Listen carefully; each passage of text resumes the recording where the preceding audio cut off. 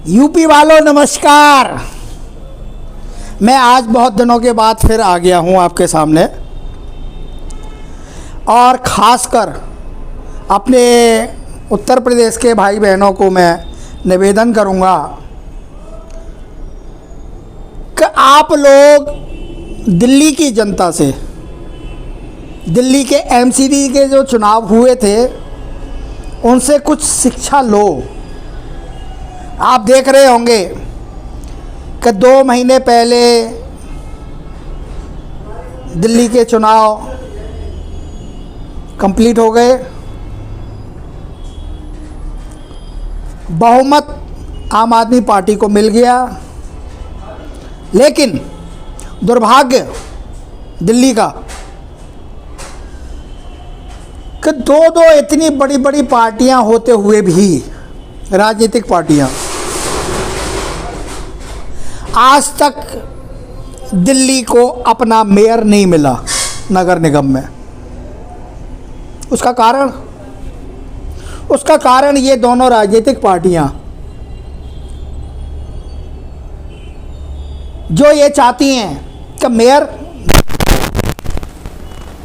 जो जीती है वो भी ये चाहती है कि मेयर मेरा हो, और जो नहीं जीती है, जो केंद्र में बैठी है, वो भी ये चाहती है कि मेयर मेरा हो। मैं इसीलिए कहता हूं कि आप ज़्यादा से ज़्यादा, हमारे यहाँ 3 तरह के चुनाव होते हैं। राष्ट्रीय लेवल के, जिसमें जो एमपी का चुनाव होता है उसमें प्रधानमंत्री चुना जाता है। दूसरा राज्य के लेवल का चुनाव होता है जिसमें एमएलए द्वारा मुख्यमंत्री चुना जाता है। और तीसरा, ये लोकतंत्र है ना, हमारा भारत लोकतांत्रिक देश है, और लोकतंत्र में क्या है कि जनता द्वारा जनता के लिए जनता की सरकार बोला गया है। अब जनता की सरकार कैसे बनेगी? क्योंकि राष्ट्रीय लेवल के चुनाव बड़ी बड़ी राजनीतिक पार्टियां लड़ती हैं, राज्य के चुनाव बड़ी बड़ी राजनीतिक पार्टियां लड़ती हैं, लेकिन जो तीसरा घरेलू चुनाव है, जो मोहल्ले का चुनाव है, जो वार्ड का चुनाव है, जो ग्राम पंचायत का चुनाव है, जो प्रधानी का चुनाव है, उसमें भी राजनीतिक पार्टियों ने अपनी पैठ बना ली है।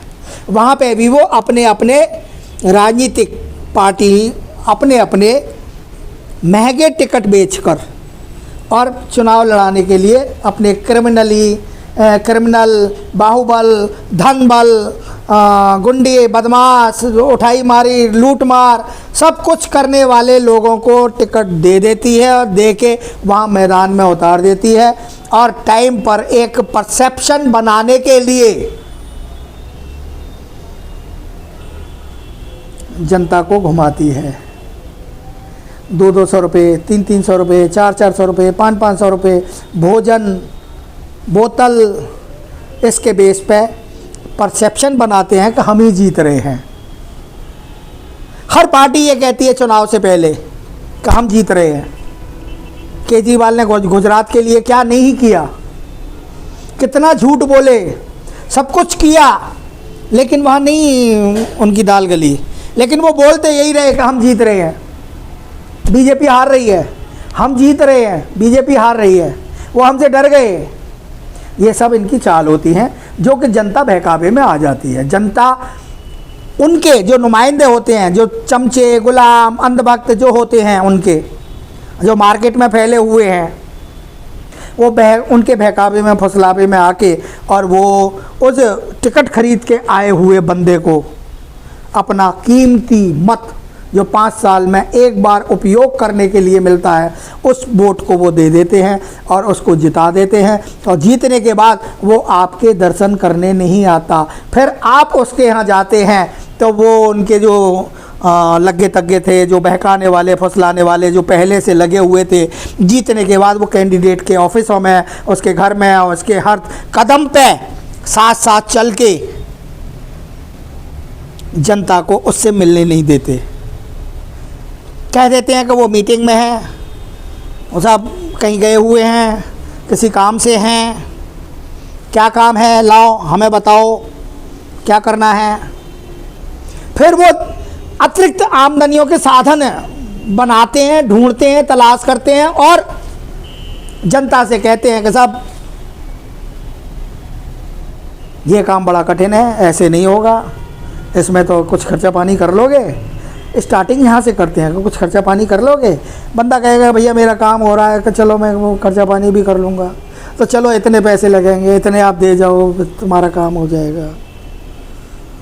तो ये जो लूट मार है, अगर आप जनता द्वारा, जनता के लिए, जनता की सरकार पे अगर मेहनत करते हैं, और एक ही रास्ता है, ये घरेलू चुनाव, जो वार्ड का चुनाव है, जो छोटा सा चुनाव है, जो मोहल्ले का चुनाव है, इसमें राजनीतिक पार्टी से खरीद कर आए हुए, टिकट खरीद कर आए हुए कैंडिडेट को आप पनाह ना दें।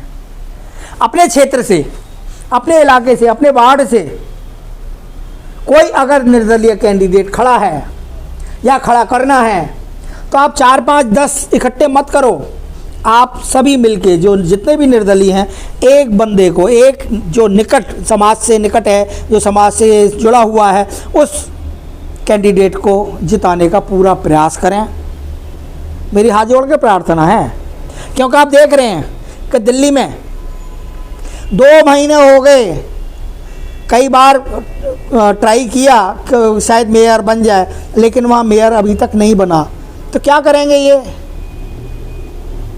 और उसी तरीके से शायद हो सकता है फिर यूपी में भी, यूपी के जो विभिन्न इलाके हैं डिस्ट्रिक्ट लेवल पे, या जहाँ पे नगर निगम है या नगर पालिका हैं, वहाँ पे भी इसी तरीके से। तो ये एक बहुत सुनहरा मौका है यूपी की जनता के लिए कि वो दिल्ली से सबक ले, और सबक लेके इस घरेलू चुनाव को अपने हाथ में ले, अपने निर्दलीय कैंडिडेट, अपने मोहल्ले के, अपने समाज सेवक, सोसाइटी के लोगों को, आरडब्ल्यू के लोगों को खड़ा करे और जिताए, और जिता के उनसे फिर काम कराए। क्यों?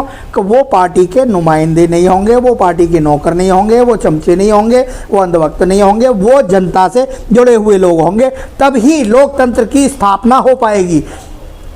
क्यों? कि लोकतंत्र भी ये कहता है कि जनता की सत्ता में सीधे भागीदारी का रास्ता एक यही चुनाव है, छोटा सा, जो घरेलू चुनाव, जो वार्ड का चुनाव, जो पंचायत का चुनाव होता है। इससे जनता जीत के सीधे सत्ता में, सरकार में अपनी भागीदारी सुनिश्चित कर सकती है।